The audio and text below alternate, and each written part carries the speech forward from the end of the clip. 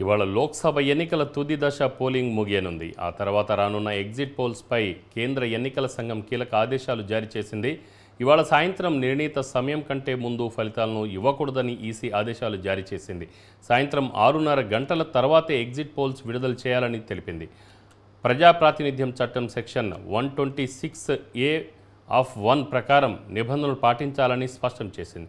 లోక్సభ ఎన్నికలతో పాటు ఒడిశా, ఆంధ్రప్రదేశ్ అసెంబ్లీ ఎన్నికలు, అలాగే దేశవ్యాప్తంగా 12 రాష్ట్రాల్లోని 25 అసెంబ్లీ నియోజకవర్గాలకు ఉప ఎన్నికలు జరిగాయి. పూర్తి స్థాయిలో పోలింగ్ ముగిసిన తర్వాతే అంచనాలు వెల్లడించాలని తెలిపింది.